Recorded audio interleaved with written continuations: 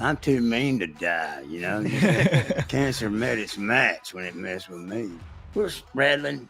Bucks come running through. I'm still looking around, and all of a sudden, here comes this doe. This big, beautiful 16-point right on her ass chasing her. I said, now get up and run. Move. Let's go. We jump and run, get up in the brush, and get back down in case they come back. He turns and looks at us and stands up. When he did, I'm going, shoot. Rainous is just buck fevered instantly. I could have almost spit on the buck. He wasn't 8-9 yards from us. And I'm going, shoot. Betty had left me on that hunt. She'd had enough. She tried to get me to quit the year before I wouldn't, and so she left me over it. Well, anyway, I wondered why her kiss was so cold when we took off to go on that hunt. The best kiss she ever gave me was a kiss goodbye. That buck had pushed almost 40 yards with both shoulders broken, his heart blown out. He was huge bodied. That was another factor, too. Blood everywhere, and there the deer lays, and he's 204-inch, 16.23-inch inside spread giant. If you go in that ranch, I don't care if you let the big one get away. You still come out satisfied because you just got to go on the hunt of a lifetime. Looked over there and behind that jelly bean cactus, and the gun was still there. They missed it. Whoa, man, I'm smoking up the brakes on that old cutlass. I mean, I am smelling the brakes. He said, you're a better hunter than me. You go deeper, you stay longer. You're a better hunter than me. And he said, and it kills me. He said, I got to get it off my chest. It just kills me. And I said, well, George, coming from you, that's one hell of a compliment. Do you think if you hadn't have done this with the poaching and outlaw style, do you think you'd be considered one of the best deer hunters that's ever lived? If I'm ever diagnosed terminal and they say, Beaty, you got 2 weeks left, I hope it's the end of January when the bucks in the King Ranch Refuge are starved back down, gathered around that food plot, and foggier than hell, and I'm going to utter the most dreaded 3 words to a game warden's ear that's ever come out of my mouth. Drop me off. He said, do you believe that's true? Do you believe he rattled up 1,009 bucks? I said, sure. He said, why? I said, that's about one good season for me and George. Oh, my. So I get under conviction, and I go down to the altar the third Sunday and get saved. My whole life turned around.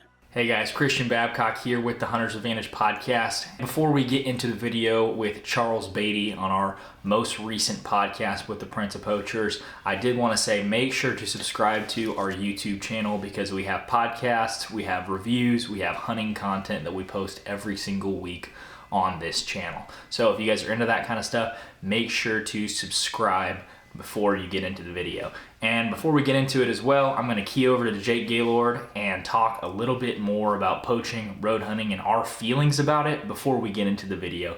We don't want you guys thinking that we're advocating or promoting poaching in any way. This is stuff that was done decades ago, and I think there's something that we can learn from it.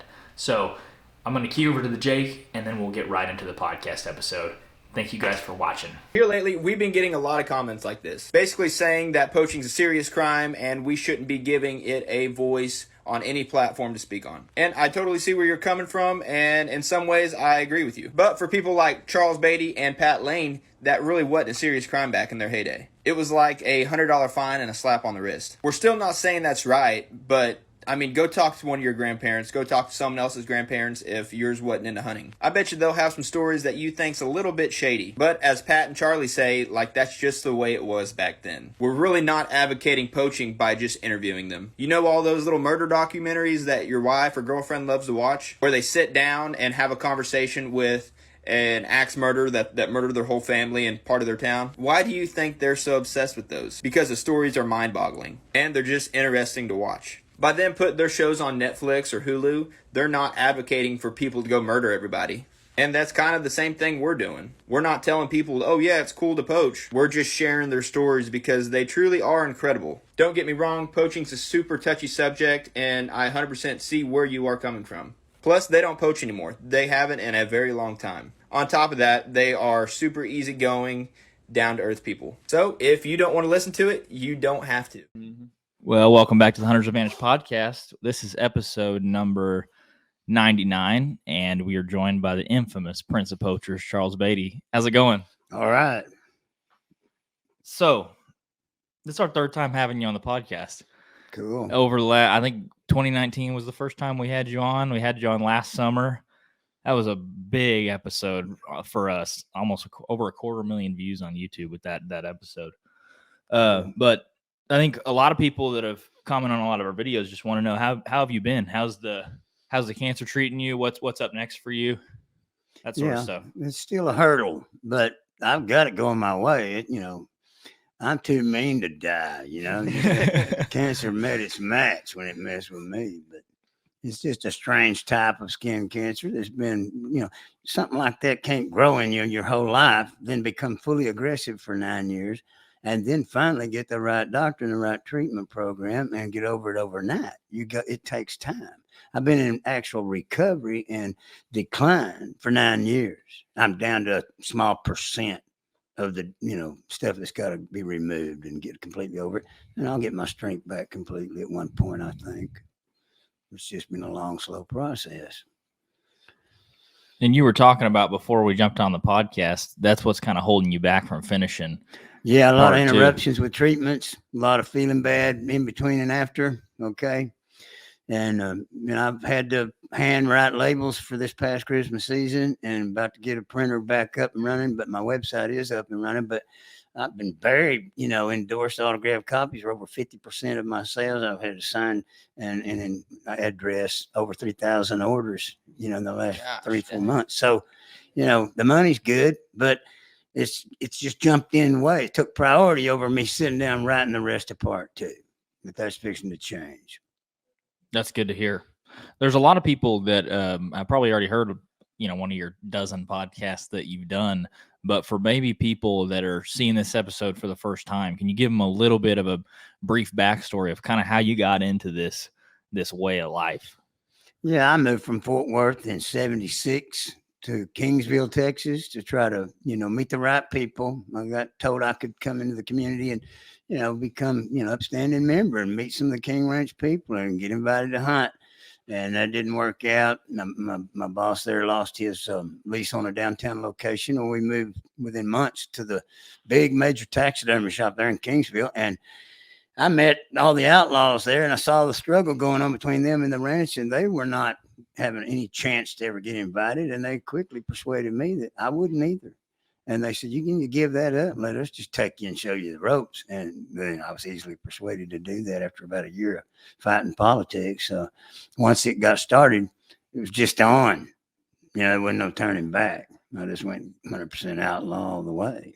Got addicted to rattling up them big bucks. And, I was pretty good at it and didn't have too many close calls. I had some, but I learned from them and, changed terrain and started hunting better, safer environments. And, once I knew the Kenedy Ranch like I did, there wasn't no need for me to worry about getting caught. It seemed like they never could catch me, but, I was wrong. They finally were able to with an informant and a bunch of men tracking.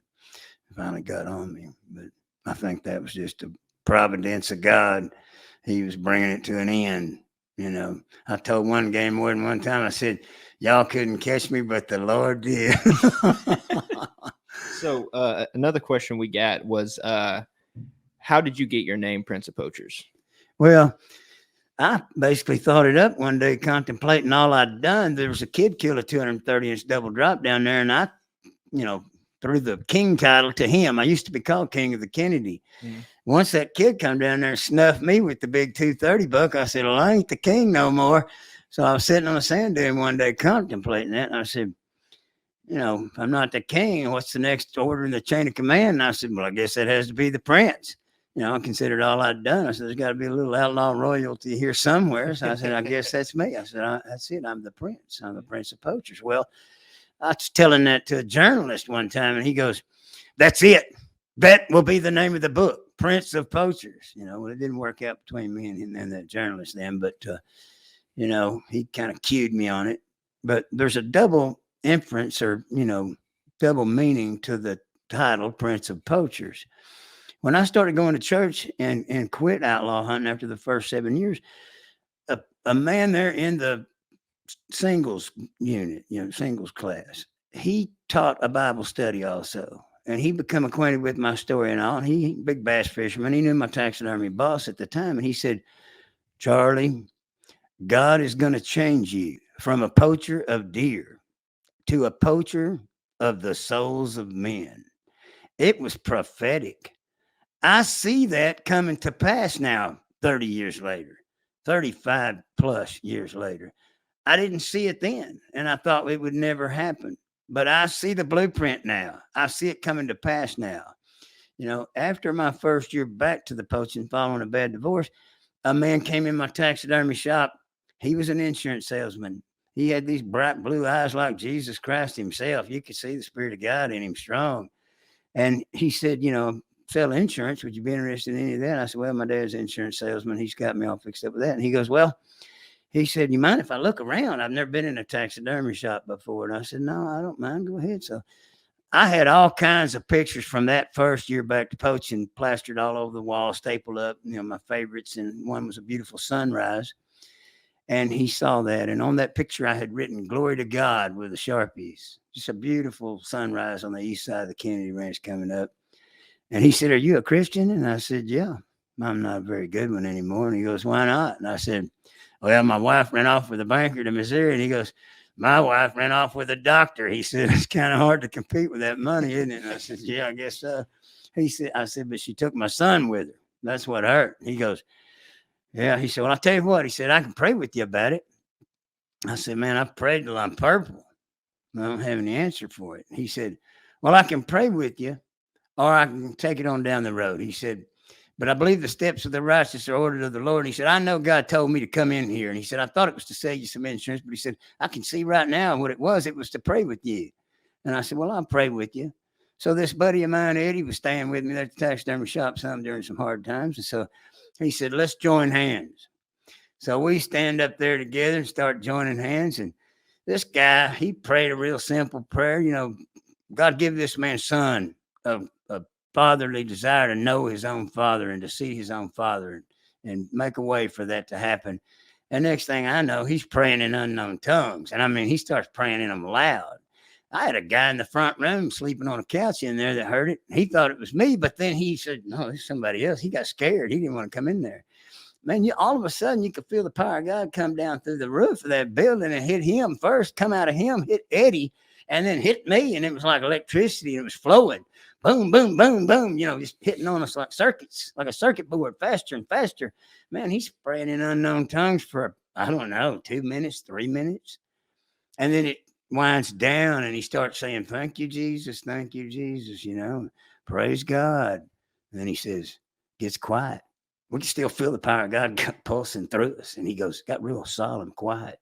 And he goes, yea, your pathway has been a dark and a clouded one, and you have not understood. He said, but I will make thy pathway a bright and a shining one, saith the Lord of hosts. And here he goes again with some tongues and some praise. And man, I mean, you know, he, you know, said goodbye and left out of there. And man, me and Eddie could still feel the power of God in that room. In fact, for weeks, people would come by there and they'd stop at the doorway and say, all right, what has happened here? I can still feel it. Me and Eddie were every now and then we go, he'd say, yeah, I just felt it too. You know, Spirit of God was all over me in that room that, you know, following month or so. Here I am seeing it come to pass 30 something years later. God's brought me from the background to the foreground, and he's done it for a reason. Nobody knows what's coming out of me in part 2, but it's big. He's taking me down trails and, you know, allowed me to go down trails that few people have gone down and seen what I've saw. And it's going to be shocking. It's going to be real revealing. It's going to end all the debate and a lot of political, you know, controversy. It is going to be, you know, a really shocking, tremendous testimony. I know he's told me to hold it. Don't say it yet. Don't tell it yet. But it's strong. Part of it does involve this illness. You know, there was some behind the scenes stuff that happened that caused the cancer to become aggressive. And that's about a half of my real big testimony. That's one of the nuclear warheads. You know, there was a guy that got me sick, infected me and got me sick and it caused cancer to take over. And, you know, God showed me his judgment. He showed me him in his hell cell. And I'm not going to detail the story yet, but then I've got another account of a time when I was up in Amarillo working for an openly gay taxidermist, and I saw her demon spending the night at her house one night. And I'm going to tell that story. And I just wondered back then, I said, why did I have to see that? Why was I put through that? It was horrifying. Now I know. God knows me. He knows I'm not afraid of anybody's opinion of me. I'm going to tell it. And it is strong. What I saw and what I experienced, I'm going to give a full account of in part 2. But in part 2, I also go back on a rampage following the divorce. It lasted 9 years. 75 more big trophy deer, took all kinds of friends hunting. The hunting is big time. But I believe what takes place both during my divorce and in these 2 accounts I've got of this drug addict and then what I saw in that lesbian's, house, that's the movie. That is the movie. That's Joe Rogan. That's the movie. That's the whole meal deal right there. It's going to happen. I know it is. God's not going to take something this big and not put it in the big screen so that everybody can really see it and reach more people that way. I know where it's going. I'm not blown up about it. I'm just along for the ride. It's not me that's being benefited from it. Now, I'm going to be blessed. You can't get involved in something that spreads the gospel of Jesus Christ and not be blessed. I'm going to get a great blessing out of it. I already am.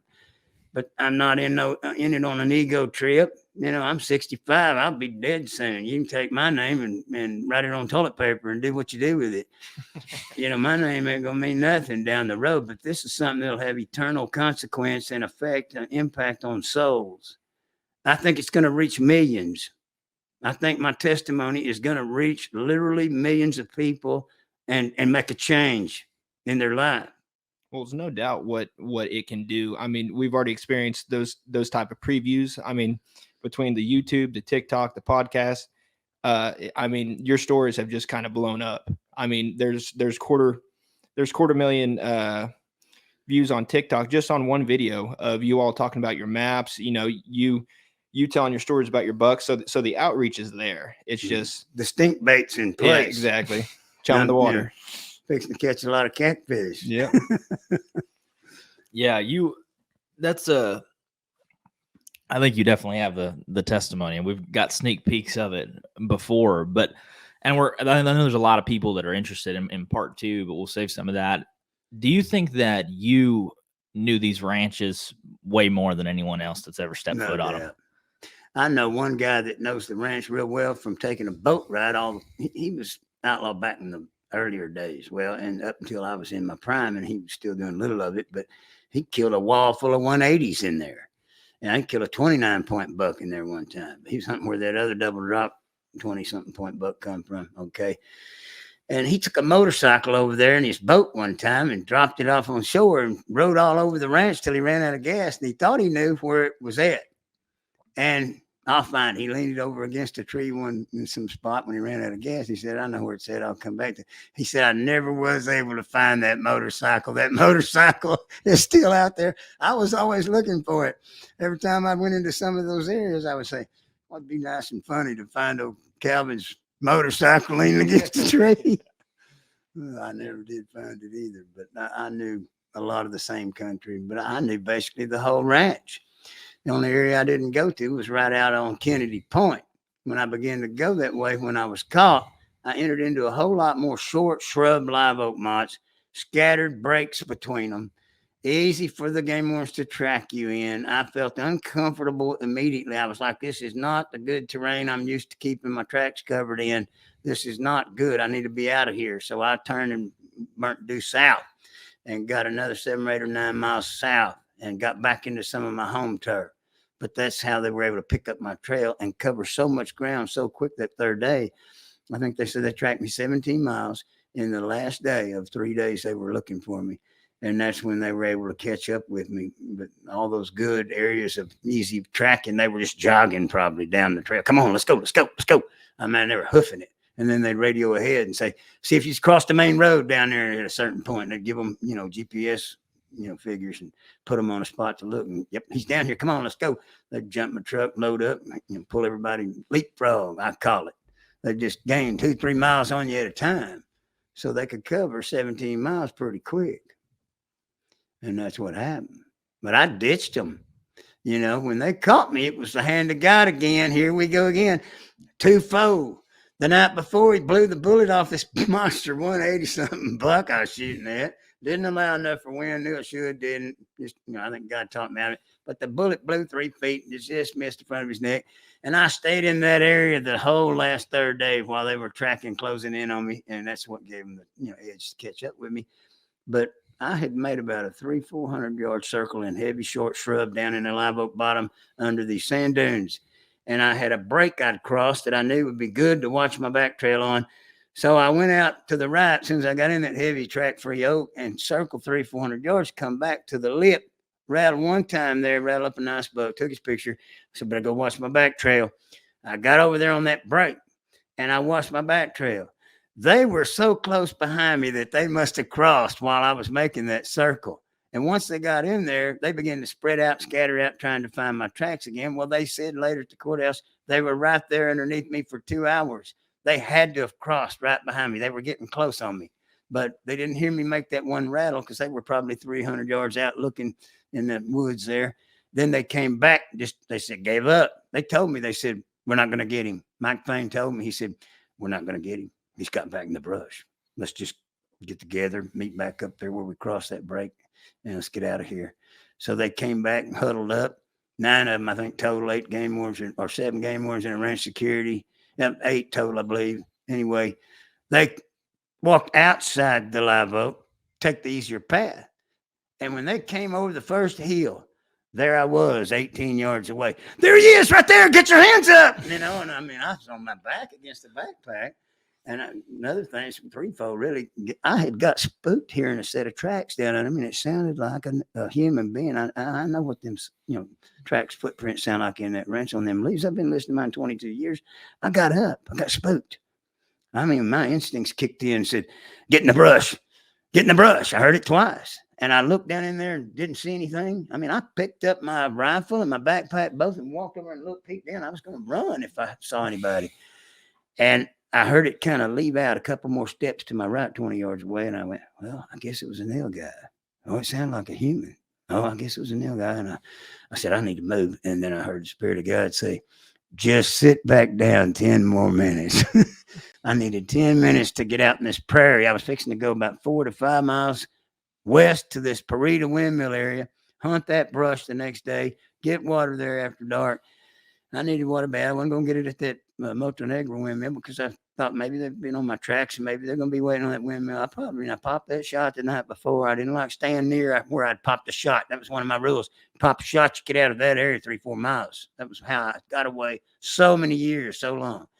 So I, didn't want to, but I sat back down and I got a little candy bar, a little fruit bar, and ate that and put in another dip, boy, and then at the top of the hill and saw me. But I thought God was trying to help me and keep me out of that clearing, keep the sun off of me, because I was tempted and planning to go across that. Right as soon as that sun hit the horizon, I was going to go across it. It kind of necked to the northwest, it was quite a bald prairie out there, but, it all ended right there. A lot of people are interested in how you sewed mops on your boots and those sort of things. Yeah. What was, besides, that, and what were some other ways that you avoided detection besides shooting and moving? Yeah, there was a lot of times when popping a shot would cause a big rush of traffic. They'd come in there in trucks and stuff, and I could hear the noise. I'd leave. I ran 3-4 miles straight, and then we'd start hunting again, laugh. There was times I was pinned down when I popped shots the day before and had to bury it in a brush pile when they shot me and showed up the next morning early with helicopters. I've outran helicopters on a few occasions, but I just kept busting heavy brush routinely to keep anybody off my trail or slowed down. And I was so deep that if they ever got on my trail, it was almost impossible to cover that much ground. I'd make huge cannonball loops that were miles. So, see, I didn't stay in one area anytime at all, especially after popping a shot. I've got the jump on them once. I heard them coming down in on a area. We were going down into a finger, and we could have been trapped down there. And this buddy of mine's fixing to shoot this buck. And I decided to step out a little bit more and try to get a better angle because the rack was sticking up over the grass. I needed to get him a better shot. So we moved about 30 yards and got up on the higher ground where we could see over the ridge there to shoot him. And boy, something caught my eye. And when I looked, it was a red truck, Arrington, old Joe Arrington. He had his head out the window like this, looking for tracks on that road. He tracked us up off the main road, but he was trying to catch us single-handed. And I just broke and ran. I said, truck, and took off. And Dennis goes, what? He's still standing there. And I go, come on, truck. We blew off the deer. Well, we ran for a while, and we ran up on these big, beautiful deer. One had this big old long sled runner set of beams, 10 good heavy points. He was wanting to shoot him so bad as killing him. And I said, we can't shoot that deer. They're pulling in heat right now. I know the helicopters are coming, Dennis. Listen to me. We got to go. He goes, you think so? And I go, we can't shoot that deer. Let's go.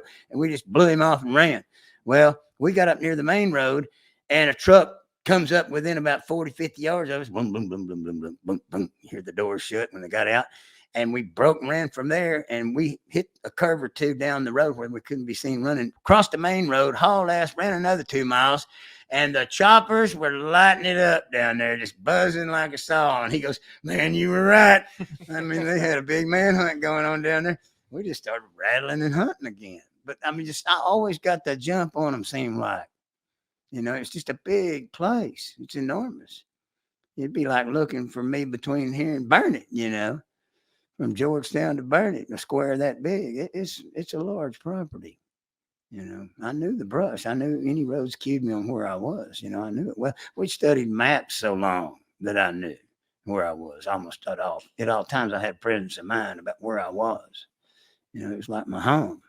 Like I said, my backyard, I knew my backyard well. What's the closest you ever got with either a chopper or someone right next to you getting caught without getting caught? Well, it wasn't hunting, but the closest I've ever been to, even getting shot was that nilgai hunt turned manhunt. When I came back with my rifle and was going to kill that guy, that drug dealer, I was going to shoot him. He pulled a gun on us, and he kept holding a gun on me while my buddy was in a fight with his roommate. And we got in our 2 different vehicles we showed up in and went back, and Kim beat me there. And he had my rifle coming out of the house. And I said, no, he'd been hit hard in the nose. And he'd landed 3 crotch kicks on that guy after he dented his truck. But anyway, he was cross-eyed being hit hard in the nose. And I said, no, you're messed up. I said, I can shoot. I'm going to kill him. I was mad. In fact, we go over there, and this Indian guy that I just met took me in his old truck. And we pulled up out front of the house.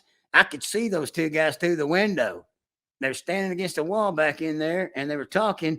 And I got on the guy and was fixing to squeeze the trigger. And he goes, man, we can't do this. And he goosed it. And as he did, I just went ahead and snapped off a shot. The crosshairs went right between their 2 heads when I shot. I blew glass all over them. And we went around the block, and I'm screaming at him, let me out of the truck. I was wanting to kill this guy. He pulled a gun on me. You don't do that. So we went around the block, and he dropped me off. There was a vacant lot, catty corner to that guy's house on the next block. Real high, grown-up Johnson grass, solid mesquites. I went up through there and got sat down right on the alley. And I'm sitting down in the shadows, just waiting for him to stick his head out that door. I was going to shoot him. And all of a sudden, I hear this. And it's this cop walking up the alley with a sawed-off shotgun. I was hearing his feet crunching that caliche alley, and he was looking away, looking at the house that I was waiting on the drug addict to step out of, or he'd have seen me. I could have spit on him. I just put my face down in the shadows and let him walk by me and turn an hour to keep an eye on him in case I could break and run at all. And he never knew I was there. He walked right by me. So I walked out in there a little ways, crouched, put my gun against a tree in the middle of the lot, and went out on the side street. And I walked in the block. There was the squad car sitting at the alley about 5 houses down. I couldn't resist. I wanted to watch what went down. I wanted to watch him get arrested or something, if they drug him out for drugs. And they did. They busted that guy for dope that night. They got a warrant, went back, searched the house, busted him. So I got the drug dealer arrested out of it by popping the shot. But I was walking past the alley where the squad car was, and I hear these footsteps in the grass, and then right out on the road. And I looked up, and this cop was running wide open at me, and he just stopped in the middle of the road. I was on the back side of the road, and I stopped and looked up, and I said, what's going on down there? Just bluffed him right out of his jockey strap. And he looked at me, and he was like, you see him, his thoughts were just going wild. I thought he was involved. I guess not. He had me. He just didn't know I was involved in it. We got a shot fired, man. You need to get out of here. And I said, well, I'm out of here. And I walked about, I don't know, half a mile to the Armstrong station, this little bar. And I called my buddy Kim and I said, I called Porter Call and paged him in this other bar he went to. And that's where I was supposed to go meet him. And he goes, Charlie, we're in enough trouble now. He said, stay there. I'll come get you. He said, I've already been pulled over. And he knew the cop, Arnold, this guy named Arnold, that he grew up with. He said, I'll be down there in a minute. So I walked over, and there was a buddy of mine. He was a friend of mine's brother, a pack rat, we'd call him. He would steal all over town, had a reputation for being a kleptomaniac, worked at the smoke alarm detector factory, and he was famous for stealing one for everybody in Kingsville, He was selling them on the side cheap. Well, I seen old pack rat sitting over there. His brother's the one of the 5 outlaws that got me to go on my first hunt.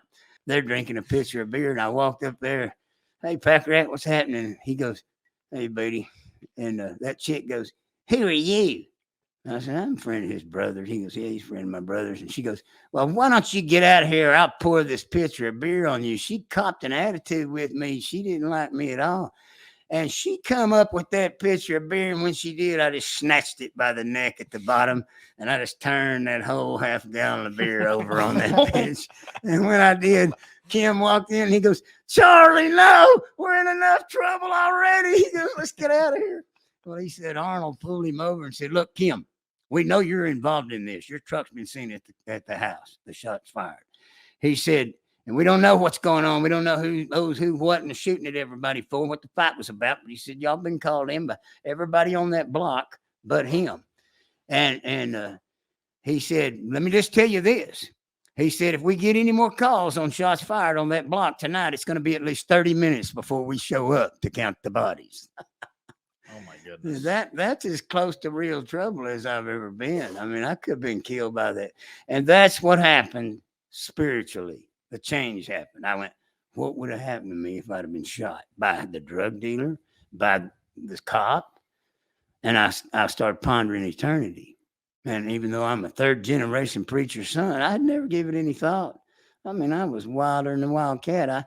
And went after all the women, the weed, the wine, the whole deal. I was just living it up.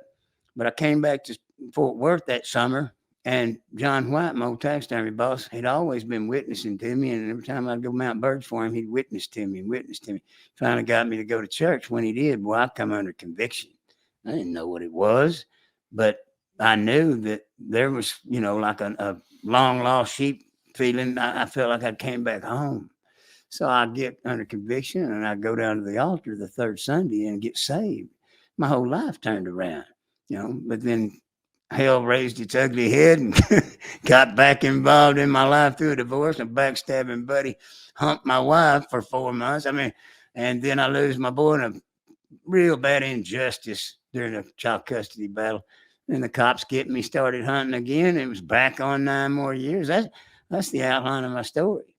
And I was wanting to quit when I got to the point of wanting to quit. I've been looking for an excuse to quit for years. I was tired of it. I was 41 when I was arrested, and I'd gotten tired of it.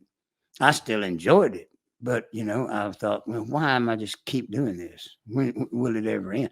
And that summer, before I got caught, I was down on the Brazos River fishing by myself, and about the middle of the night, I'm going to fire built, and I got fishing rods out, and I'm killing it. I'm catching fish and all, but still there wasn't any meaning to it.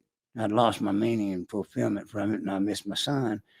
And I said, all right, God, if you got a plan for my life, like you've told me through people in the church, I said, let's get on with it. I'm tired of the outlaw hunting. I'm ready to give it up. If you want me to give it up, you got a plan for me. Let's get on with it. And that's when I, get caught that year. Everything fell into place. That's why I say God had his hand in my arrest to the point that nobody was hurt. There was no shootout. He had a hand. And old John said, that's what I was praying for. He said, I knew you were going to finally get caught. He said, I just knew it in my spirit. He said, but I was praying that God made a way for it to end peacefully where no one was hurt. And that's what happened.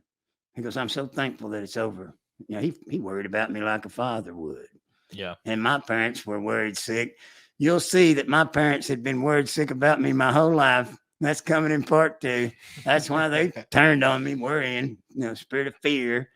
I don't know how I came out so fearless, but my parents were worried worse. But they'd also suffered the loss of my brother 3 years earlier in a suicide, a parent suicide, possibly a murder. We don't know. We'll know one day, but it's not important. But they were already still, neurotic with fear, traumatized from that. And they thought, same situation, divorce, child custody, that I was going to blow up. That's why they believe lies on me.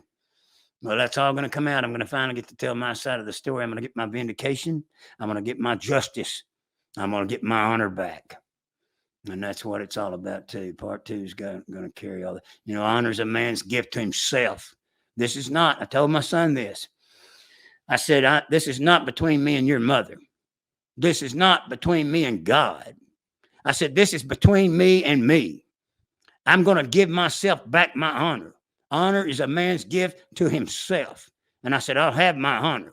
I'll have my integrity. I'm going to take it back. It's coming in part 2. There's a lot of people excited about that. Ain't no joke. I mean, obviously, I think everyone can agree that what you did was wrong, and it was a different time, but it was still wrong. But it's hard to not be interested in the obsession that you guys that you had with it. I don't know in any subject. I don't know anyone that's more radically obsessed with anything than you are with deer hunting. Yeah. Why is that? Well, since I got caught and worked on a game ranch and saw the other side, I understand the rancher's point of view. They pay taxes on it. They manage it. They take care of it, and they feel like, they own that piece of planet Earth. And in a sense, they do. They're stewards of it while they're here. But they got to pay those taxes, and they got to do it somehow. And if the cattle industry's down, the oil and gas goes down, then they got to make some profit on their game, or they can't pay the taxes. And I saw that side of it, and I was moved with it, and I gained some respect for the ranchers that I never had. But those places were so large, and they were so wealthy from oil and gas and cattle and stuff, it didn't weigh in back then. But the passion for hunting is all I'd ever known. See, for me, once I learned the business end of it on the legal hunting, I saw that it was also a business. Well, it had never been one for me. Hunting was a lot of things for me. It was a love, a great passion. It was a way of life. I cherished it. I respected it, regarded it. I lived it. I loved it. But a business, it had never entered into my mind, the business end of it, till I was caught and it had quit and went to work for a rancher down there. And I learned, they're our fellow man. You treat your neighbor as yourself. You don't go poach his deer. It probably took a number of years for that rancher to gain trust in me. But when he first invited me to come to his ranch, I said, Tom, let me ask you something. So Tom Hartzell there in Walnut Springs in Bosque County. I was kind of confused. I said, did the Holy Ghost tell you you could trust me with your ranch? And he goes, as a matter of fact, he did. And so I knew that God opened the door for me there, and it weaned me. Tom needs a banquet held in his honor by Parson Wildlife and other ranchers, the Cattlemen's Association, for helping wean me off of the outlaw hunting. I don't know that I could have quit cold turkey without an outlet for it, because I was broke. I hadn't gotten a business interest going anywhere, made anything out of my taxidermy after that. But it gave me a way to be outdoors all the time, not just during the rut when I'd be the most tempted, but year round. Now we worked the turkey hunters, and then we fill up the feeders, and I helped him with cattle. In fact, one of the things that helped me get over this cancer was stumbling on ivermectin. I'm going to write a book about the cancer. I've got, a lot of things to help me get over it. I was helping him worm the cattle one day with the ivermectin, got it all over my hands, and it got to stinging and burning. He goes, that might cure your cancer. Well, when he said that, my spirit clicked with it. I called him 2 hours later from my house. He goes, well, you going to wash it off? I go, it ain't burning that bad. I said, maybe it will help me. Well, 2 hours later, I felt much improved. I mean, it made my vision clear, my thinking come alert, hearing, everything. And I was feeling better when I got home, and I had been real ill. And I said, hey, Tom, I called him. I said, give me some more of that ivermectin tomorrow. I'm going to try some more. I said, I'm feeling brand new all of a sudden. So when I tell my dermatologist that I'm taking the ivermectin and using it, She goes, "You're taking ivermectin?" And I said, "Yeah." And she goes, "That's been approved for humans now." And I said, "Why didn't you tell me 3.5 years ago?"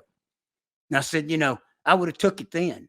I told you I'd take anything you think will work. Let's try it all. Let's get this on the show on the road. I got something to do. I got a life to live. I got a book to write. I don't need to be held up like this any longer. And she goes, "Well, it was just approved 2 weeks ago." I said, "I heard there's a shot.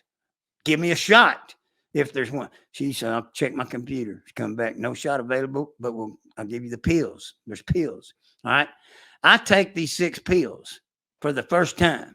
And I'd already been through all kinds of harsh stuff that had made no impact on it. I took those pills and I had these pink slabs of this cancer all over me. They tripled in size in 1 hour after taking the ivermectin the first time orally. I watched them grow. I could, without a time lapse camera, I couldn't, but I could see their size increase, and they were 3 times as big in 1 hour.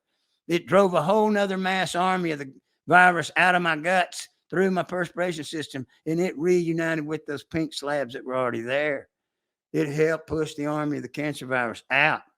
And so I began to take ivermectin periodically. It never did it that much again because there was less of an army inside my gut walls. So it just began to help push it out. I got a whole lot of other things I used on the cancer. I was all ears. I'd use anything anybody told me that might be helpful. And so for 9 years, I've been hammering it and getting better. The battles, it's been a war. It ain't been a battle. It's been an ongoing war. I'm just about to win the war. Well, a lot of people come to the podcast to hear you tell stories about some of your deer hunts, and you got a lot of them in the book. I'm sure there's a lot more that are coming. Can you talk me through the nightmare hunt and what made it a nightmare? The helicopters. I killed 2 bucks back to back the morning before. I believe it was the 8th and 9th of December. And I had gone back through the same area I killed the war horse in the year before. I started in that bottom where I came in the second day and killed him, and I moved up to a fence. When I moved up to this fence line, that's the fence line I'd shot Big John off of 2 years earlier, back down another 1,000 yards or so. And so I thought, I'm going to beat the bone and see what comes to the fence line. And I did, and I passed a world record nail guy. World record, period. I found one dead in there that go world record. Couldn't saw the neck skin down deep enough to get to the horns and get it, and I left it, and then it went back and it was gone. Somebody got it out of a windmill trap. But anyway, this big blue bull come close to getting killed. I had passed so many, though, it was routine. So I look at him, and he's 30 yards, and I went, well, he's world record easy, but I'm hunting deer. I don't want that blue bull. That's just going to pop a shot and wreck my hunt. So I passed him. I moved about 400 or 500 yards back to this T in the fence, and I got on the other side of it. And I liked to smoke weed back then, So I fired up a joint, and I'm sitting there smoking this joint after my rattle. And I hear this spike come in first, and he's just, so I put the joint down on my rattling horns, and then right behind him is a 17-point buck. And I mean, I'm like 10, and 2 is 12, and 3 is 15, and 2 more is 17. I went 17 points. He glanced at me, and then he turned his head back and take a few steps. He started trying to sneak out of there. And I mean, every time he'd move, turn his head from me and starts taking a step, I'd come up with the gun. And the 3rd time, I believe I come up with the gun, I had it on his shoulder. Every time he'd stop, he'd look at me. And I looked down to see if he was going to win me at one point. And I saw that smoke coming off that joint going straight up. And I went, it was glass steel right at daylight. And I go, he can't smell it, or he'd already ran. I got the crosshairs on him at less than 10 yards probably. And he took off. When he did, I just pulled with him a couple yards and shot. Perfect, right through the shoulders. And he ran 30 yards and cratered. So I, drug him up in some heavier brush off that fence line. I actually pulled his carcass over the fence into the bigger brush. There was a road and a gate there too. And so I kicked him off, and I moved not even 400 yards back north. Wait a minute, let's see. Yeah, I got back north in a neck of heavy brush. I was trying to get away from that and circle, and I wanted to be where I could leave, because after popping that shot, I thought I might have to leave that brush. It was a bar brush about 7 miles long, about 3 miles north to south on the big end, and then narrower than that down there where George did all his poaching I've talked about lately. But I get up in there and see a buck on a doe, and I put the scope on it, and I saw a small drop tine, big old tall 12.5-inch back tines. And boy, when I saw that drop tine, I said, well, maybe that's why they call it a drop tine. And so I dropped him. I broke his neck. This time I heard a Jeep crank up. I felt the heat. They came in. It got calm. They left. And I thought, they don't have a clue. I made a big welter around through a lot of brush, had those two heads. I was further out on the west end at daylight the next morning. I had made a pass back through there to check their tracks and see what it looked like, see if they got out of it. A lot of times when I'd hear footsteps, I'd circle and go check, see if they got out of the vehicle, see if they got, you see their footprints and stuff. I've had that help me make a getaway before, and make a decision on what I needed to do. Do I need to leave? Can I stay? And I looked and didn't see where they'd even got out of the Jeep. I saw their tracks. But when I looked up, I saw the spine of that buck, that first one, the 17 point. Nothing but spine. The hogs and coyotes had already eaten him up within about 2 or 3 or 4 hours when I passed back through there to check their tracks. Well, I felt safe to stay in the area, and that was a mistake. That was a big mistake. I should have left at dark, went back across the grassland, got back in the big brush. But when they came in that next morning, I could hear this helicopter being pulled in on a trailer. And I listened, and I thought, well, that sounds like you're pulling heavy equipment in here. Probably a bulldozer to clear some. That was a new fence line, see, the year before. And I thought, they're going to clear another new fence line. It's a bulldozer coming in. And I'm sitting there smoking a joint, listening to it come in. And it stops. It stopped over there by what they call the Marana camp on the south end of that Big John brush where the warhorse come from and all. And I hear this big old motor crank up. Yaw, yaw, yaw, yaw, yaw.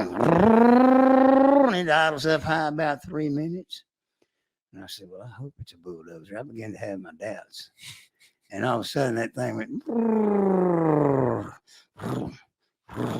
it's loping like a racing motor, an overhead cam on a racing motor. And I went, there ain't no bulldozer. And I heard, shook, shook, shook, shook, shook. I said, this helicopter. I mean, I knew then I'd get in the brush pile. I had screwed up royal. And they brought in 5 more, I believe, 5 total. 4 more got up right behind that one. And I buried up in this brush pile, and they beelined me. It seemed like they knew where I was. I've had that happen 2 or 3 times. Came right over me, blew the leaves off my hair. I had a big old head of hair then. I throw the leaves and sand back over my hair and keep my face down, camouflage over my back of my neck and stuff. And they just, blah! It's really a nerve-wracking deal when them choppers come right over you like that. And they were doing a predator roundup also, killing 2 birds with 1 stone. Tom East was heading it up. George had seen him coming in the gate at the Juanita Gate at the Mifflin Tower on his way back off a rig that morning at daylight. He went to my house and told my girlfriend Betty. He said, Charlie hunting? She goes, I ain't gonna say. And he goes, well, if he's hunting down there, you better get ready. He said, I just saw Tom East pull 5 helicopters into the Juanita Gate. Well, that was the ones after me. They're in on me. I stayed in that brush pile all day. I'd have to pull a roach out of my pocket and take a toke or 2 right quick to calm my nerves every time they'd come close to me. And then it got quiet.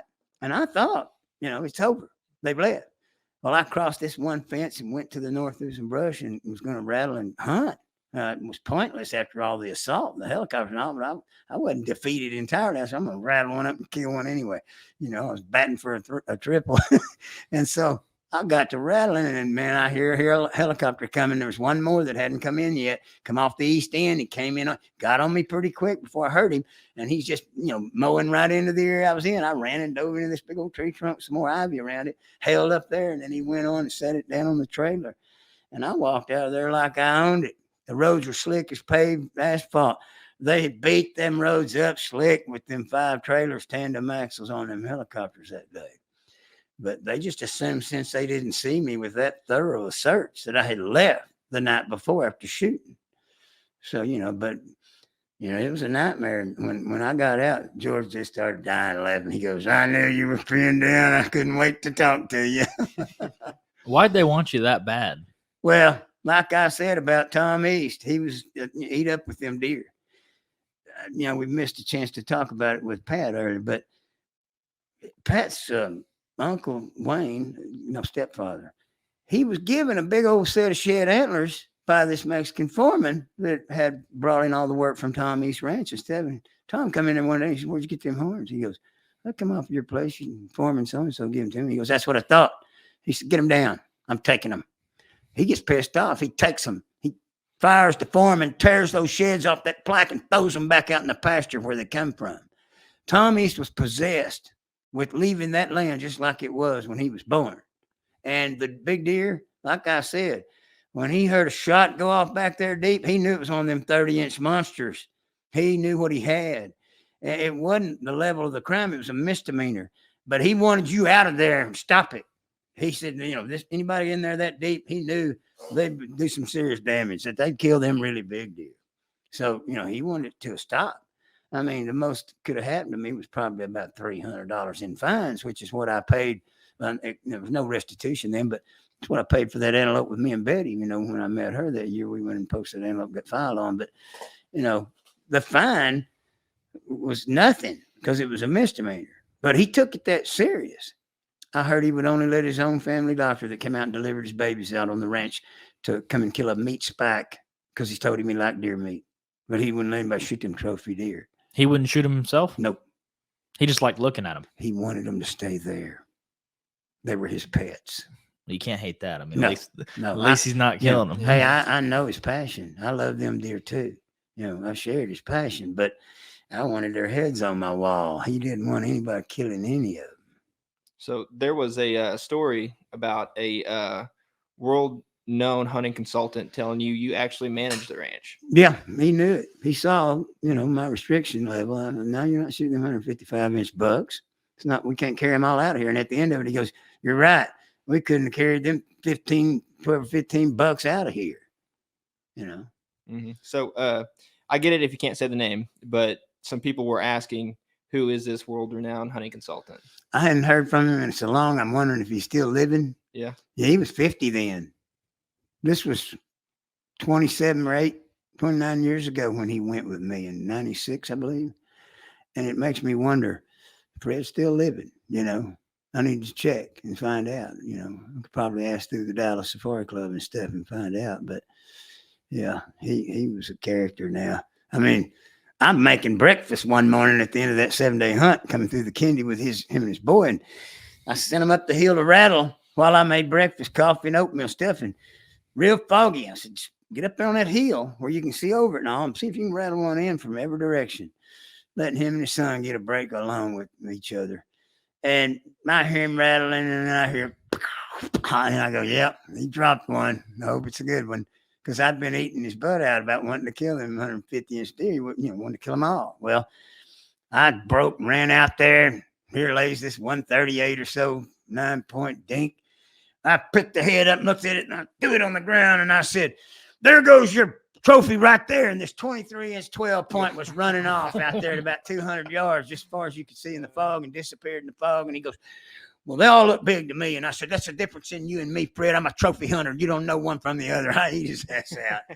But, when I had made him pass all them bucks and big deer, he goes, you really do a good job of managing this ranch. He knew I wasn't hurting it.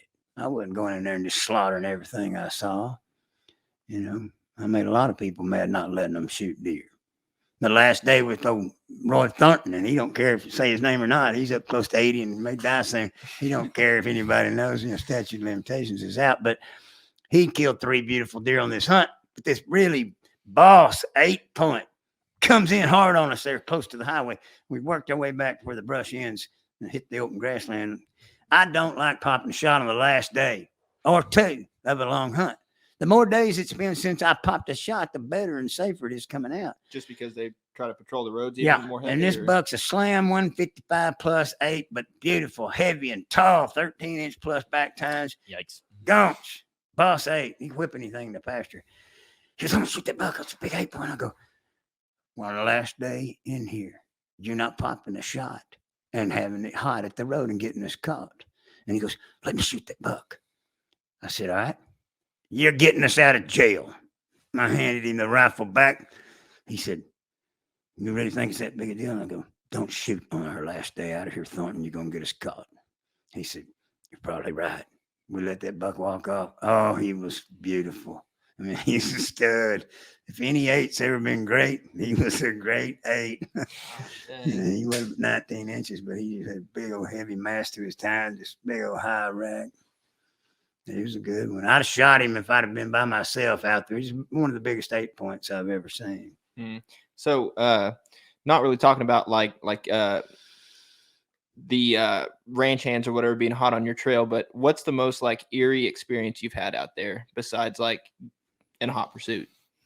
Oh, I was walking to meet a couple of friends of mine much deeper east. We pointed out a little corner triangle on a fence, and I said, be there the third day. I'll meet y'all there. And I'm walking the main road. It's pitch dark. Can't see your hand in front of your face. And I hear this big growl and bite and bone snapping right there. Just, spitting distance or a little more right inside this wall of brush beside me. I just froze. I mean, I think I stopped on both tiptoes. I was waiting for any kind of direction of noise to go by to break and run, and then I just couldn't stand still any longer. It raised the hair on my whole body. It sounded like a mountain lion getting something. I heard a little yelp in the middle of it that sounded like a fox bark or something. It could have been predator killing predator, but it was so vicious, so close, it took me by surprise. And I just, all of a sudden, I got my body to move again. I was scared stiff, and I just went to moving around. I took off running. I mean, a lion on you that quick, mountain lion tear your ass up. And I mean, that was one experience I remember, well. Oh, that was just a sudden, shocking, hairy moment. I never saw that coming. Yeah. There's big lions in there. I've seen an ocelot in the Kenedy. I saw him on a hunt. It's a 12-day hunt. Saw him the day one, first morning. He was stalking turkeys. I saw it, and I said, is that a fox? That is a bobcat? And I went, he saw me. I'd have been real tempted to shoot him. But when he saw me, and he blew off the turkeys and shot. I didn't know ocelot could move that quick, too. He made a bobcat look slow motion. Yeah. That ocelot haul ass now. He looked like a weasel, running out of there. But I saw the tail, and I knew he wasn't 35 yards. And Mike Fain, the game warden, told me that a guy shot one with his bow by accident. He's, low light, late, shot the ocelot, turned himself in. He had one of the early leased pastures, turned himself in. He said, what I want out of this is I'll pay my fine, whatever it cost me. It was an accident. But he said, I want it donated to a museum and preserved, taxidermy mount on it. And so they cut him a deal, find him the least that they could, and turned it over to the museum people. But, they're in there. There's ocelots all over South Texas. Walk me through your best season ever, 1981. That's a long one. The Freak, the Sled Runner, started it off with the big bang. The 9 days later, me and my brother's hunt. Oh, I don't know what I'm thinking. I'm glad you said what you did.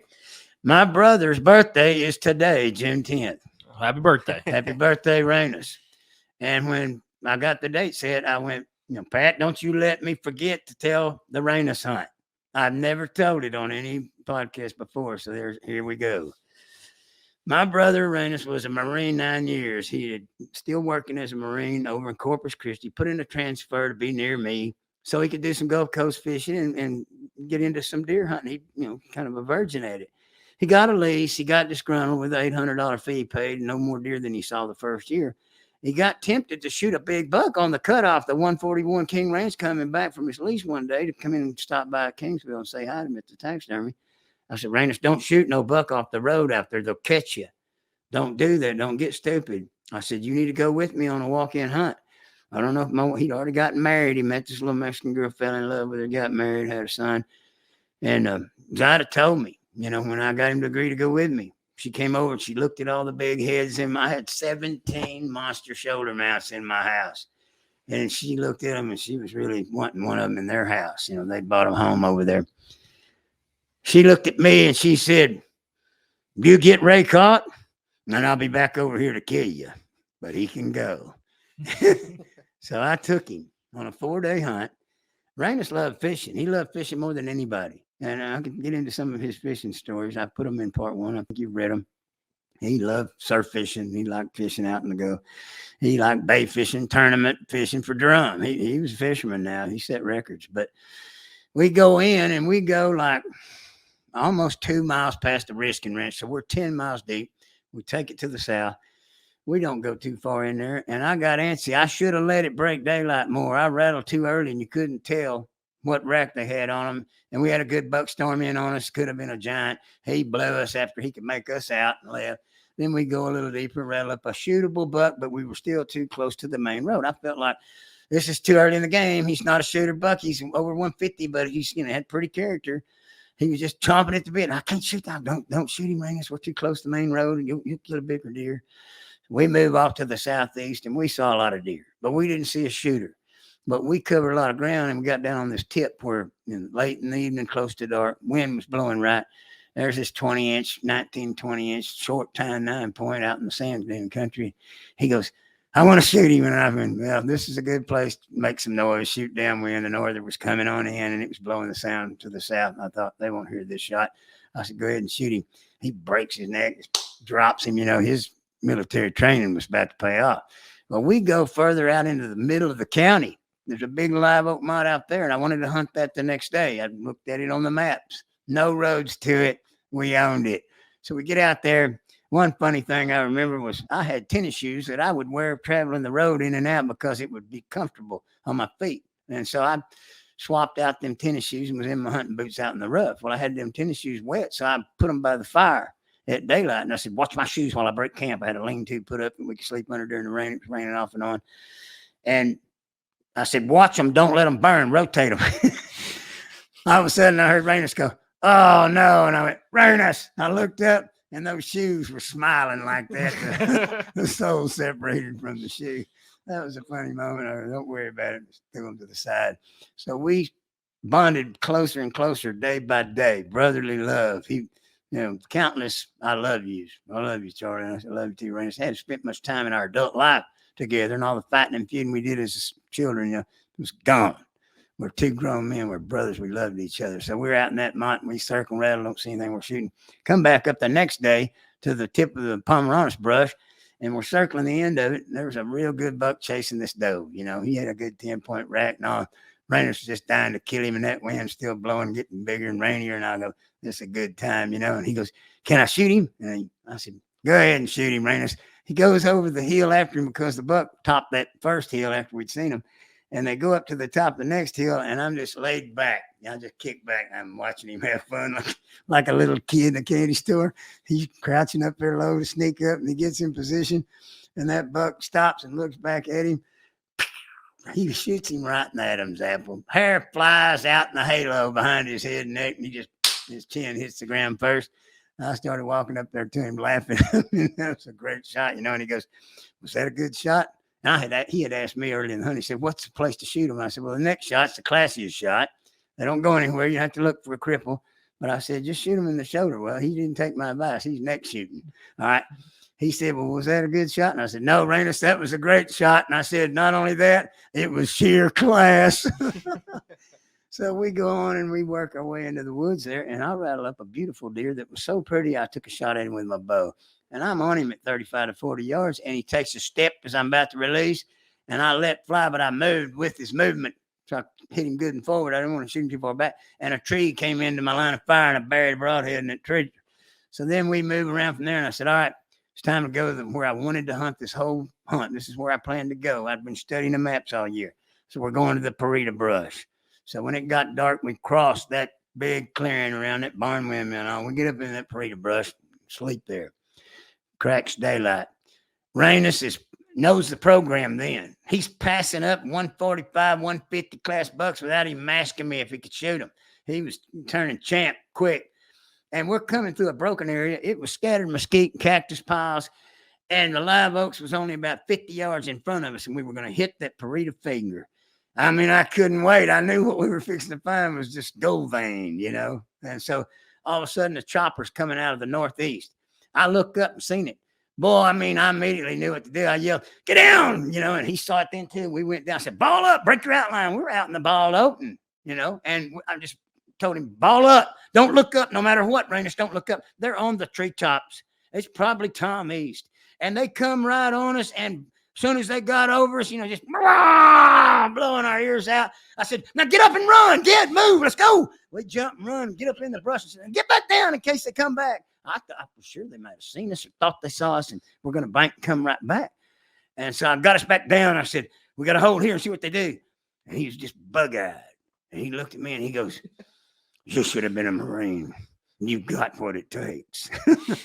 Put him through the ringer. We go on into that finger that I was wanting to hunt, but up against those sand dunes. I mean, I'm navigating right to it, knowing right where I'm going the whole time to the north. That northeast breeze had me cued. I'm just going right into the wind, cutting the wind. And we get in this beautiful area, and you could just see the sand dune, high rise, pure white sand above us, and it bigger live oak bottom. We got just in the edge, got down, rattled. All of a sudden, I hear.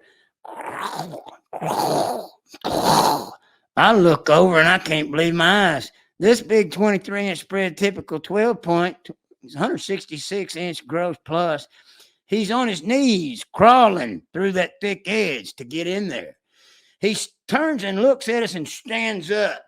When he did, I'm going, shoot, shoot. Rainous is just buck fevered instantly. I could almost spit on the buck. He wasn't 8-9 yards from us. And I'm going, shoot, shoot. The buck takes a few steps, moves, stops. His rack's still in all that heavy brush. It's dragging limbs with it. It's just an awesome sight. And I looked at him, and when I looked at him, I could see what was going on. He was just batty. His eyes were batting, and he was in and out of the scope trying to look at the deer with just a naked eye and wouldn't get in the scope and concentrate and make the shot. I knew immediately I was in trouble. He's buck fevered. I got to take over. And at that moment, I started reaching for the gun. The buck takes 2 huge leaps. Coos, just like these 20-yard leaps I've seen them do before so many times when they're in a fully aggressive state. That's what I thought the freak was doing when I first heard him. But he disappears on me, but I've got the gun now, and I stand up and start tippy-toeing over sideways trying to see him. I thought he held up when the noise stopped. It didn't. He didn't. He went on into the bigger live oak. I saw a buck in there blow, 8-point. Leap once, hit the dunes, and up them sand dunes and disappeared. That 8-point didn't want nothing to do with that buck. But the buck had stalled out. I did not know that. I could not see him. I was afraid he was gone. I was mad. What we would do when we'd fight when we were kids, we'd bite our lips like this. I'm gonna bop your ass in a minute. You know, that I'm biting my lips. I wanted to punch him, you know. I'm like, man, that's gonna kill you for that. You know, he let that big deer get away. I was sick. And he's going, pointing. He could see him. I know you can get away with lateral movement. If a buck's there, don't never try to go forward. Go lateral. I started down on one knee and I started dragging myself sideways, and I got where I could see him. In a half sit-up position, I take the shot. I get on his shoulder, through brush. Pop! I mean, this big, loudest bullet connection I've ever heard. I didn't understand that, but he dropped like a sack of shit, you know. And I mean, I went up to him, and there was a hole. There was 1 inch of hide on the front and back. And, you know, just the other day thinking of this, I thought I ought to read back through that story because there's a question in my mind.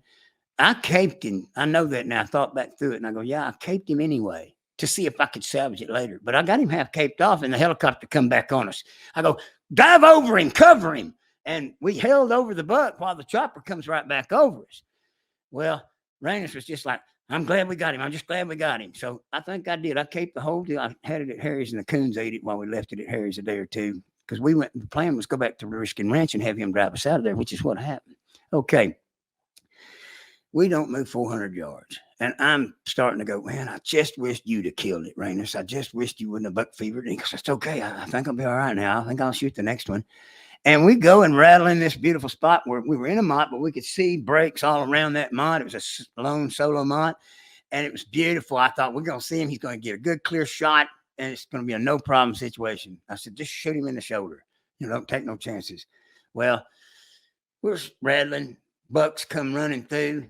I'm still looking around, and all of a sudden, here comes this doe, this big, beautiful 16-point right on her ass chasing her. He ain't going to come to us. He ain't going to stop. He runs out of the clearing right up into this next mott. We break and run about 70, 80 yards, get up in that mott. It's got this big old sand dune in the middle of it, hill. The live oaks go up bigger and bigger at the top. And we're tippy-toeing in. And Rainous all of a sudden looks to his left. I knew he spotted a buck. He throws up his rifle. Boom! Next shot drops this buck. When it fell, the second it started falling, I could then see it. And I knew he'd shot the wrong buck. And I think he shot the wrong buck. And I motioned at him, shot the wrong buck. Go on in. And I was just hoping the buck was still there. he starts tippy-toeing up over the hill after he rechambered to run another round. And all of a sudden, I seen lean over to a tree. He took a rest on that shot. He got on it. All he said he could see was the rack and the neck and head. Shot him right in the Adam's apple, less than an inch under the chin. Dropped him. I saw that big rack fall over as I was trying to raise up and look. Man, here we go from the tragedy of him buck fevering to hugging, jumping up and down, celebrating like hell. We've got 2 big bucks down in less than 400 yards. It don't get any better than that. Now that goes down in history. But that night, we've got all them bucks by a campfire. It was raining like hell, and I thought there ain't no way they're gonna find us in this fire at night. This night, windy, rainy.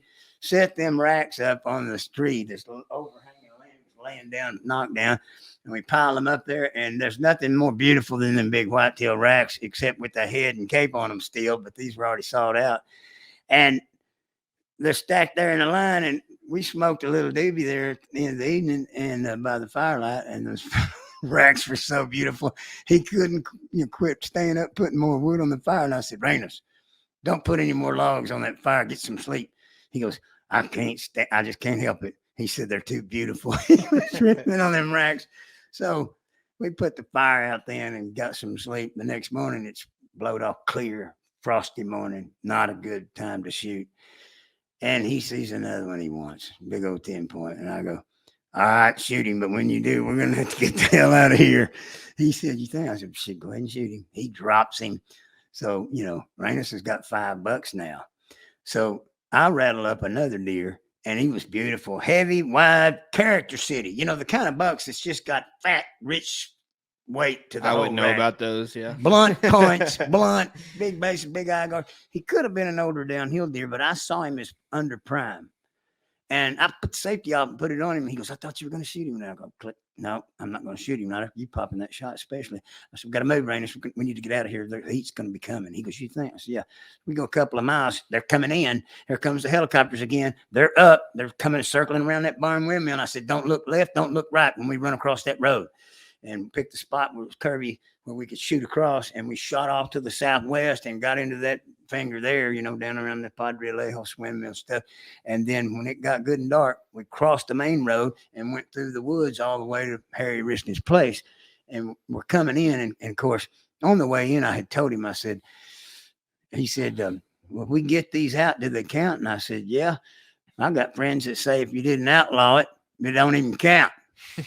And so we're coming out. And he goes, do these count? And I said, yeah, Rainous. We get them out of here, they count. So we got to Harry's, and he's ecstatic. Harry sees the racks. I saw they're some of the most beautiful deer I've ever seen. He goes, I can't believe it. So we take them, hide the horns and all in his cabin. And then he goes, look, the game wardens jumped 5 guys from Bishop tonight. The guard at the gate shack just told me. He had just come in. And I said, where's Betty? And he goes, I'll tell you about that when we get to town. Betty had left me on that hunt. She'd had enough. She tried to get me to quit the year before, wouldn't, and so she left me over it. Well, anyway, I wondered why her kiss was so cold when we took off to go on that hunt. The best kiss she ever gave me was a kiss goodbye. But anyway, Harry said, here's what I want to do. I'm going to put y'all down in the back floorboard. I'm going to spread a road map over you, and I'm going to drive you out of here. So that's what we did.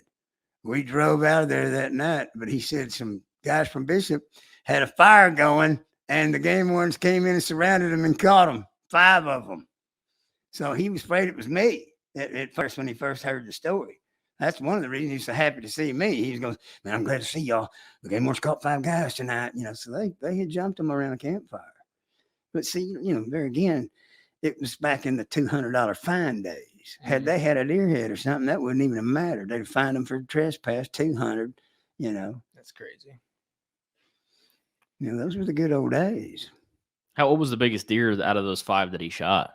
All those deer were mature bucks, 6.5, 7.5, all of them. We look at their teeth then. I didn't regard it like, a lot of legal hunters do, because they try to realize if they killed him too soon or if they didn't or not. But what we would go by is like Dennis Music used to say. I'd say, well, he was 6.5. If he'd have lived a year longer, he might have been better. And he'd say, "No, I'm sure of it. It was his last year."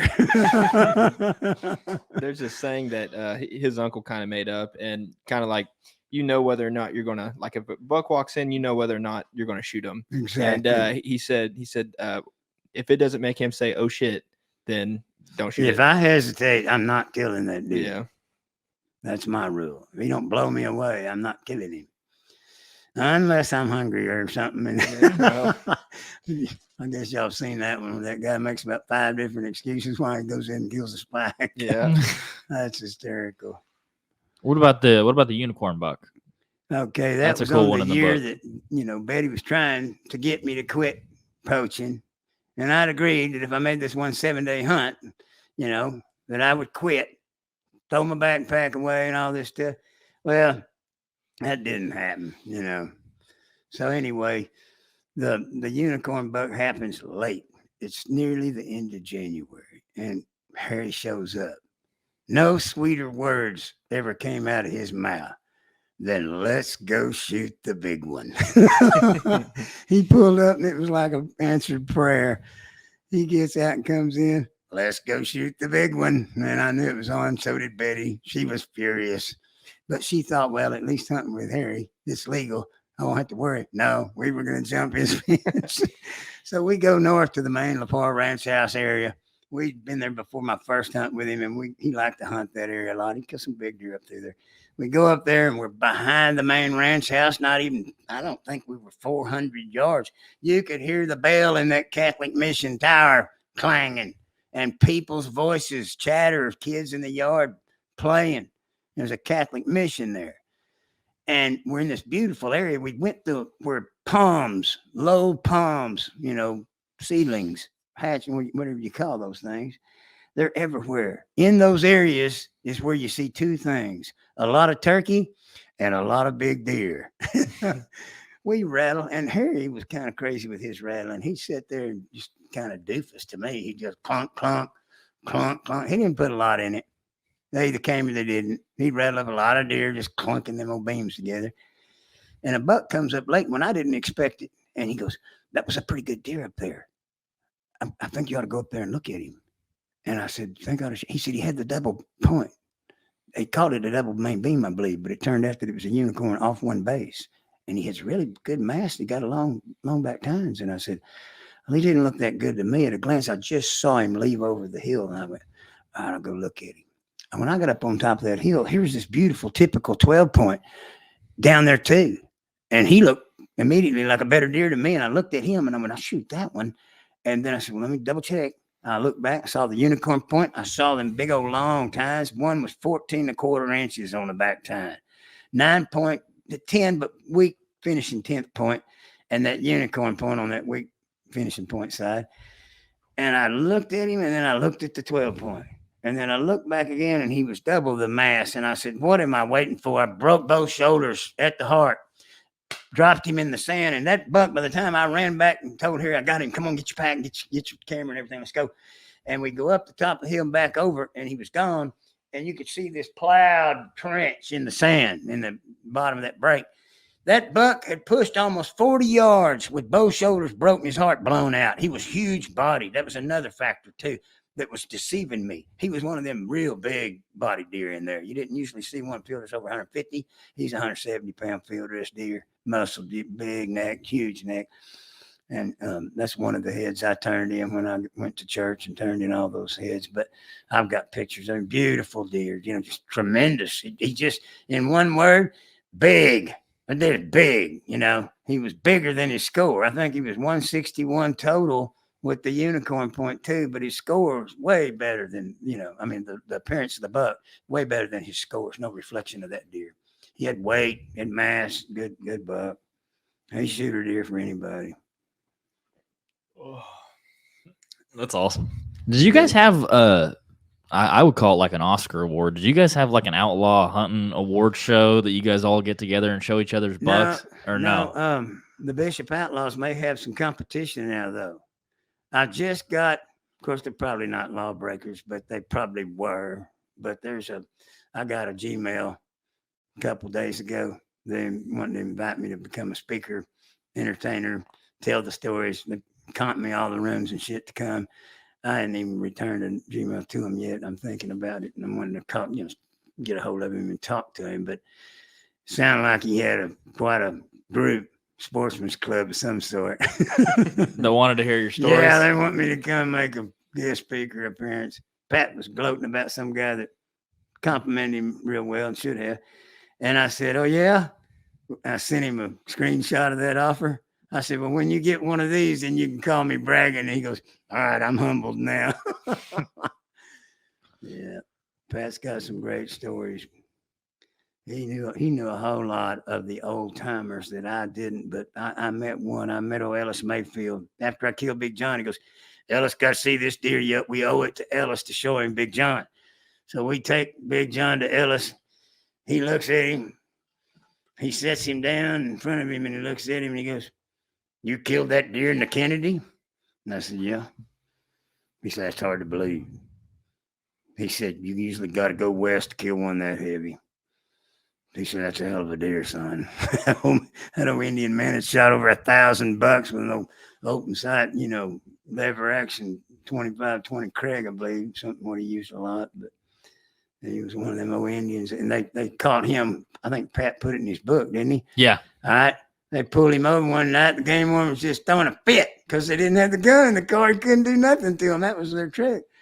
And he started storming up and down the bar ditch, and he goes, blam it, Ellis. Old game warden was cussing him.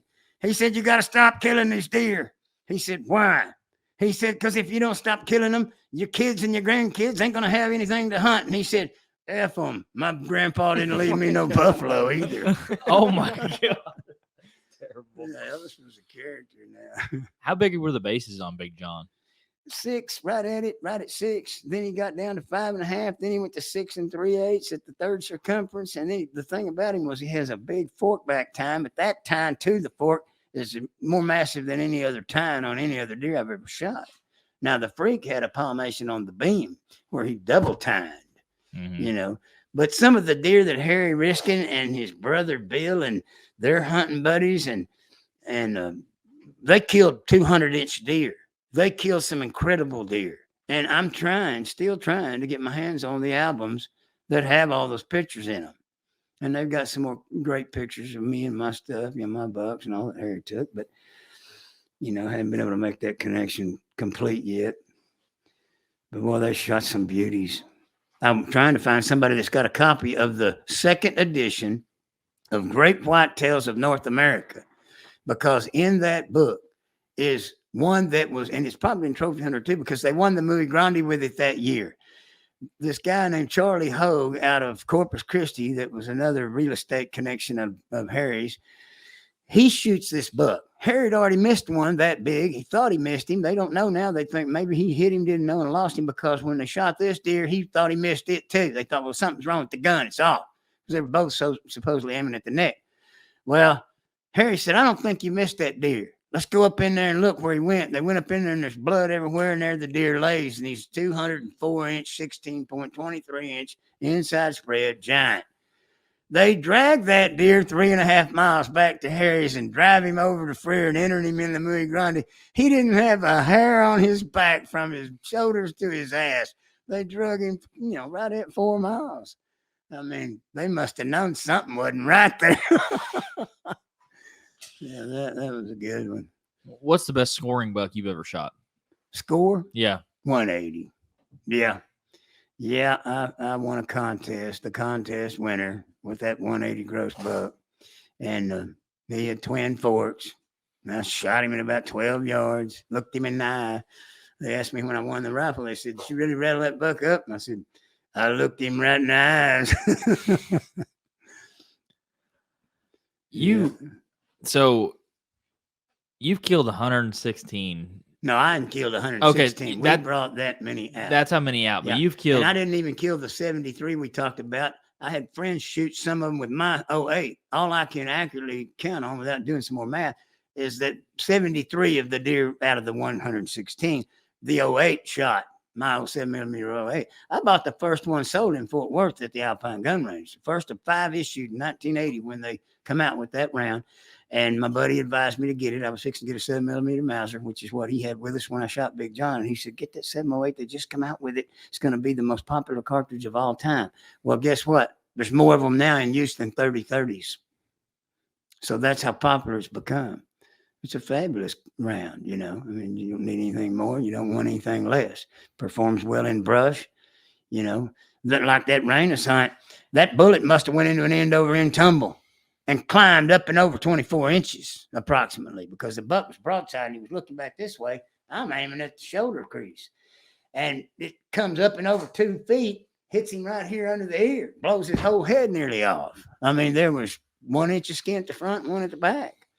But I do now, thinking back just the other day, I go, I may have wrote in the book that I just cut those 2 pieces of skin and all that, but I remember me and Rainous diving over him. You know, I didn't have time to go back and read what I printed in there, but I caped it, but then the coons attacked those capes. I salvaged Rainous's cape. That's an original mount on cape on his mount. Mine got the nose chewed off by coons and the lip tuck and everything was removed, part of the face. They wrecked that cape. You know, I didn't have to bother trying to sew it up. I just got another cape and mounted it. But so to find all these like big bucks, and you put other people on big bucks, what did you look for like in the terrain? Like, well, you just go every 400 to 500 yards, less if it's real windy and raining, you know, because you don't want to get too far in. You got to follow your instincts because it's a feeling as much as anything. But I always paid attention to sign. So if I said I'm going to move 400 yards, but I hit this, you know, multi-scrape area with rubs, I'm like, down now, rattle now, you know, and it pays off. You know, the times I've ignored my instinct, go a few yards, 20 yards further, big buck, get up. You can hear his rag just into the brush. Makes you sick. You know, it's like when I took the second cop, we're walking the main road and that happened. 2 big bucks got up right off the road. They were bed there. There was a fence just spitting distance inside that road. And they got up right inside that fence. They'd come to the fence bed there, 2 giants. You tell the racks, the sound of that rack's unmistakable.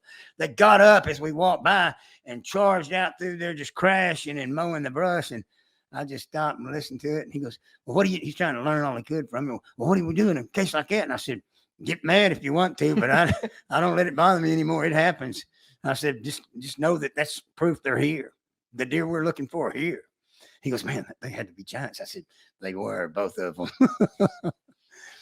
So you weren't scared of blowing deer out to get the big deer? It happens. You can't go through that. If you go in that ranch, I don't care if you let the big one get away. You still come out satisfied because you just got to go on the hunt of a lifetime. Me and Dennis at the last hunt of that first year back at it, the last hunt in the Kenedy, I went to a brush hunt later. I probably ought to tell that story. It's a really good one. It's a great one to end the podcast with. But me and Dennis come out with 4 over 160, 3 over 165, and a couple of more I shot for extra capes. So we got them in the bed of the truck. We pulled up at my old boss's shop, and he equated the money value because he knew what these people were beginning to and had been for a while paying to hunt the King Ranch and other places. He looked at them heads. He said, that one is the most beautiful deer I've ever seen come out of the Kenedy Ranch. It's a cover buck for the part 2, but I let Dennis shoot it on top of the hill, spotted him, could have shot him. Come on up here. He was lagging behind about 40 yards. So there's your contest winner right there. There's a story behind that. But I let him shoot that deer. He was entered in a contest. And he said, that one's the most beautiful deer I've ever seen come out of the Kenedy Ranch. 165. Double drop main beam. Beautiful. It's classic of trophy hunters' images you could want. They're more rare than double drops for both beams to turn down. So he said, that's a beautiful deer. That's a beautiful deer. That's a great pair of rattling horns, talking about that heavy 10 that I shot. And he was right. I gave him to a buddy to make rattling horns out of. But, and the other 2 bonus bucks, he goes, yo, this made a $50,000 hunt. 6 days with music to my ears. But yeah, that brush hunt, I went up in the Piloncillo as a final hunt of the year, 2-day hunt. Never been there before. George said, meet me on that fence right down from the big red blinking light tower on 83 there, about 7, 8, 12 miles maybe south of Catarina. And what I did, this buddy of mine, I lost my vehicle in the divorce, and my buddy, his wife gave me her old Cutlass just an act of charity. Like, here, drive this till you get on your feet. I said, then this is beautiful. I'm going to pull up down there, park, put a flat tire on the rim, drop the good tire in the trunk, and go hunting 2 days. George had been there 2 days. He was going to show me the Piloncillo Ranch. I said, all right, meet you there 100 yards off the highway on that fence line. All right, be there. I said, I'm bringing the beer and the whiskey. Don't stand me up, George. I'm coming. He didn't believe me. He didn't think I'd come. So after hunting 2 days hard, he stayed on the west side of the road too long and decided, well, I'm not going to go all the way back over there and meet up with Charlie. I'm just going to hunt my way back towards Roadside Park, where his wife was going to pick him up 2 more days later. So George don't show. He's a no-show. But I had set that blown tire on the rim, set it down, took off hunting. I had already dropped the gun and backpack off to the side where I could run down the fence line with it. And I had an ice chest with 6 tall Budweisers in it and a little pint of whiskey, some Coke, 20-ounce Coke. And that was what I was going to do, have that with George. Well, I stashed that when he didn't show up.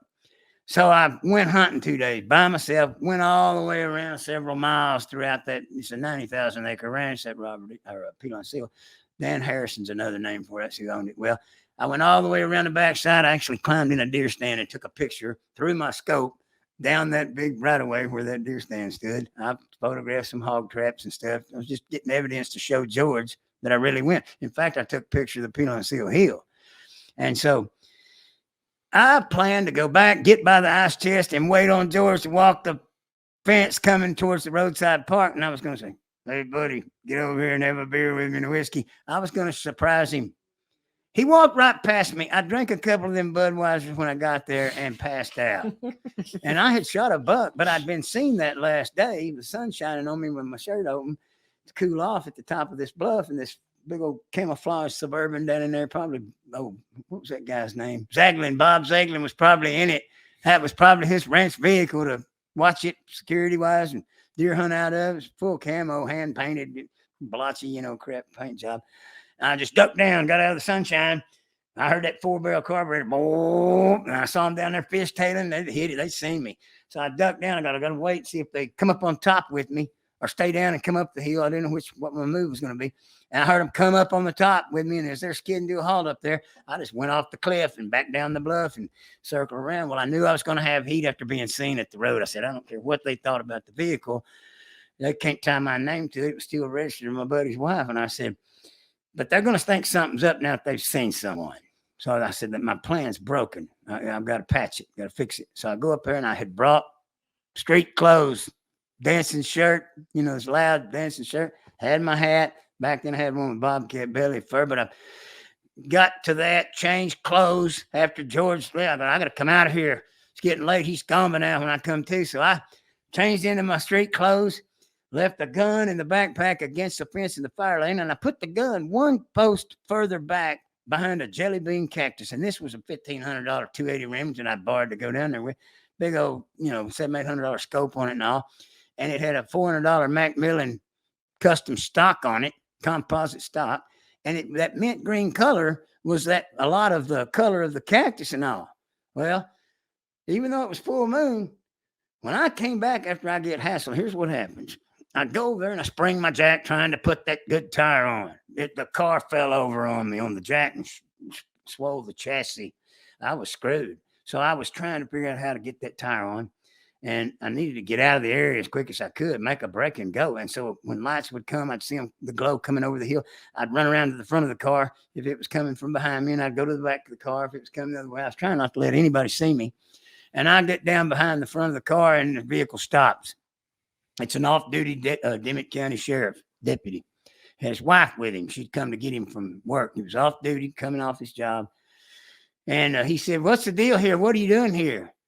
He's confused looking. He's looking at my attire, He sees me dressed to party. And I said, I was going to Laredo 2 days ago, and I blew a tire. I don't have a spare. So I hitchhiked in and stayed with a girlfriend of mine in Catula. And I'm back. She just dropped me off to put a tire on and get my car and get out of here. I'm going to go back home to Fort Worth. Well, he's confused. You could just see this blank stare on his face and all. He's trying to figure it all out and smell through my story and give, cue me and trip me up. And so he's fishing for something to say. And he goes, I said, loan me your jack. I just sprung my darn jack. And he goes, I told him I was around there pissing, you know. Anyway, he goes, I can't help you. I'm off duty and I'm heading home. I'm tired. And I said, you can't loan me your jack. I said, I got mad, but I also got brazen as a bluff. I run another bluff. I told you I got more bluff stories. I said, ain't that your job to protect and serve? I said, go on and get out of here. I'll fix it myself. Boy, I just run a big, heavy bluff on him. And he goes, well, I'll get you some help unless you got a problem with that. And I said, I don't got a problem with that. Get me some help out here and get out of my sight. I ran him off. He drove off, you know, just befuzzled completely. And I said, I got a limited amount of time to get this damn thing going. So I got in the trunk and I was looking around, nothing, you know, no tools, no crowbar, nothing I could help, you know, to jack it with. And I go, I'm just going to stick my finger in there and feel that key and keep pushing, keep pressure on it because the spring busted. I sprung the spring. So I'm jacking it one notch at a time and I'm having success. I get it up just high enough that I think I can jam that tire on, get it underneath first, and then just kick it at the top and force it on. And I did. I got the lug nuts on that sucker and did a lights out, turn around and pulled up there to my backpack and my gun. And I got over the fence and my water jugs were laying everywhere in the fire lane. And I go, son of a bitch, somebody's found my backpack, the gun. And what it was, you know, the illegals walking that fence at night. And I looked over there and behind that jelly bean cactus, and the gun was still there. They missed it. And I got that shit in the car, did another lights out, turn around. I ain't there yet. This is when it gets hairy. I go through where Ensenada is, you know, where 35, you cross 35, a little zigzag, and you get on 44 to Freer. And I mean, I'm running lights out. I'm running 100 miles an hour. It was full moon. I could see good. But I was in the middle of the road, too, for safety, and I could see any headlights glow coming. I hadn't seen a car. I put my lights on when I went through the 35 intersection, and then when I got on 44 and straightened up, there wasn't a headlight seen for miles. There's some big rolling hills. And I'm running 105 when I glance down at the speedometer, and I'm hanging on. I'm trying to just get the hell out of that county and the next one, too, you know, heading back for George's to go meet up with him at Lola Beach and get on him for not, you know, being there, meeting up with me. So, I mean, I'm just over these big hills. I'm coming up off the ground on the peak of them hills at 105.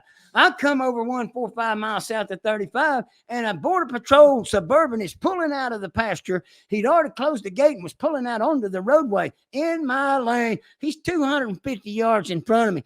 Whoa, man, I'm smoking up the brakes on that old Cutlass. I mean, I am smelling the brakes burning. They're on fire. I had them red hot. I could smell it coming through the firewall. And I mean, I'm on his bumper when we match speeds as he's accelerating. I couldn't understand why he didn't see me back there. I'm on his bumper. I just laid off the accelerator and let him go over the hill and get further and further away from me. He got over a couple of hills. I cut my lights on and started catching up with him. I get up there with them lit up. Then I saw what happened. You couldn't have, if you were God and you took a barrel of Vaseline and dipped another in it and beat him with a giant sledgehammer, you couldn't have wedged another illegal in that Suburban. That's why they didn't see me in the rearview mirror. They had no chance. There was probably 13 of them in there. They had them handcuffed and just dogpiled in there, front to back windshield. And I went, I understand now. So I eased on around them. I got all the way to Lola Beach a couple hours later, and I said, where were you? He was just coming out of the shower. And he goes, you went? I said, yeah, I went. I got a whole roll of film that proves it. I said, we'll take it to 1 hour process in the morning. I'll show you. I said, why didn't you show up? And he goes, man, I hunted hard on the west side, and I was tired. And he said, I didn't want to go all the way back over to where you're supposed to be. And he goes, it doesn't matter now. I said, well, I still got the whiskey and the beer. You know, some of the beer, I drank a couple of the beers, passed that on. I said, you walked right by me. And he goes, I sure did, didn't I? And I said, yeah, I was going to freak you out, you know. But anyway, we shot that shit. He'd seen all the bucks we killed, the cops and all the book deer. And, you know, he was a little bit ashamed because he's the great white outlaw deer hunter down there. And the whole 6 years I've been in church and wasn't hunting, George had not killed a monster buck. Now, he was fixing to. He was fixing to triple the next year on 180s. He kills 3 180s the next year, but he hadn't done that yet. And so he said, we drank a little whiskey and sipping them beers. And he said, you're a better hunter than I am, Charlie. I said, you don't have to say that, George. And he goes, it's true. Now, that's how serious he took it. He was competitive as hell. That's why he was so good and so daring. You know, he'd do anything, go places I wouldn't go. And he said, I hadn't killed a good deer the whole 6 years you've been up there not hunting. He said, you come down here and you kill all these deer over 160, over 165. Y'all kill record book deers with your bow on one hunt. And he said, like I say, the whole time I hadn't shot a trophy. I didn't even kill one this year. He said, you're a better hunter than me. You go deeper, you stay longer. You're a better hunter than me. And he said, and it kills me. He said, I got to get it off my chest. It just kills me. And I said, well, George, coming from you, that's one hell of a compliment. Yeah, that was the end of that season, that first year back at it. I'd brought 26 bucks out on 27 days of Kenedy hunting, 25 days in the Kenedy and 2 more days in the Peel and Seal. We went and developed the pictures the next morning. He goes, son of a bitch, you did go, didn't you? He goes, next time you tell me you know where a rat is that can eat a 700-pound round bale of hay, he said, I'm going to start looking for a place for him to take a shit. Yeah, George was something else. I wish to God he was still living, you know, to be a part. He could have wrote his own book. See, instead of Pat, it'd have been all 3 of us, you know. Yeah. It would have been all 3 of us. And Dennis Music's next. I've got to get Dennis sat down and get him to write his. He can write a book. He's Wise County outlaw, gave the game wardens fits his whole life. And they just stomp their feet and say, Music, is that all you care about, hunting and fishing? He said, what else is there? He said, you ever thought about a job? He said, every time I get a job, it interferes with my hunting and fishing. Yeah. And Ronnie Brooks, that game one I mentioned before, he was eating old Jack Newhouse out about it. He goes, what's Charlie doing? He goes, he ain't hunting no more, Ronnie. He's going to church and all, got a wife and kid. And he goes, yeah, but he took that darn Dennis Music down there. He said, and that guy hunt that ranch till he dies. That's how serious the wardens take it, you know. They know the true blue outlaw that's just eat up with it and ain't going to ever probably quit. But I've had too much to lose, you know. Prisons, that made it out right then. It was like no thinking it over, no discussion. It was over when it became a felony. It was over for me with the prior. I always promised my parents, I said, I'll never go to prison over it. I said, I get caught, I'll have to quit because it'll be a prior. I'll get probation. I'm done. I said, that'll be the end. But there's so much more coming in part 2 on the hunting.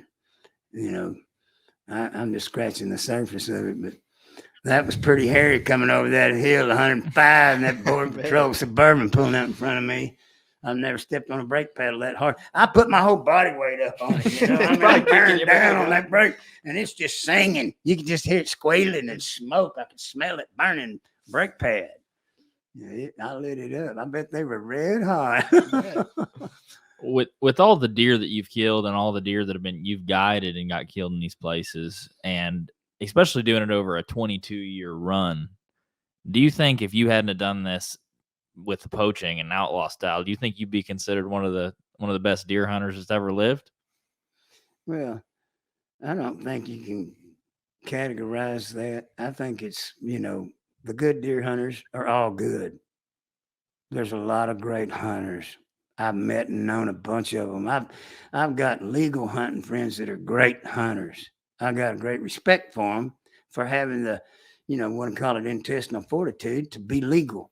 They're dedicated to being legal. And I respect that. I offered to take some of them hunting, and they go, no, I just couldn't do that.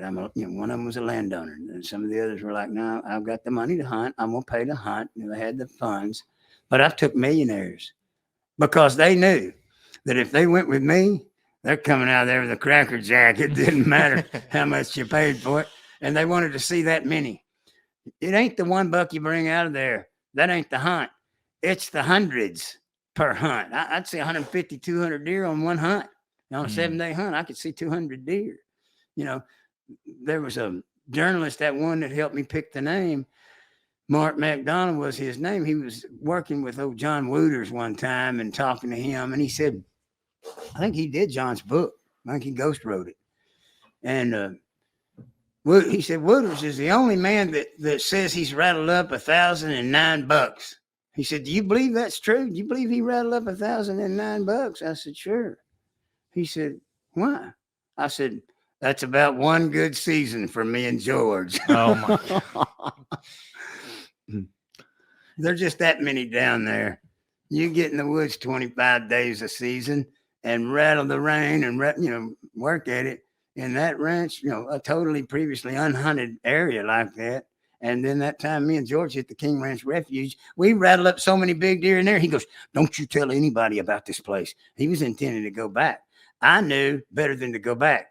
I said, we've snookered them this time. Then we got chased out. And I'm like, no, once you're chased out, stay out. And them guys from Bishop went right back in there and got caught. I told them not to. I said, no, don't go out there. If you get caught, I'm going to feel guilty for even telling you. They wanted to go see that big herd of deer in that food plot. I don't blame them. I mean, it was just rack on all 200 something of them out there. Just incredible. And in fact, a friend of mine that's one of my legal hunting friends, he won the Grand Slam drawing on Texas Parks and Wildlife. He would never go with me, wouldn't consider it, but he loved hearing the stories.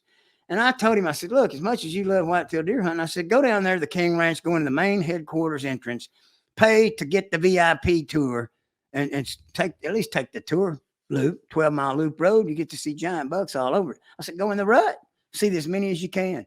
He said, well, there's a VIP tour. I called down there and talked to him, found out about it. I said, take that. They take you with one ranch foreman. I think it's $100 a head to take them. They take you back there for the evening and show you the deer. And they described what I think was that food plot.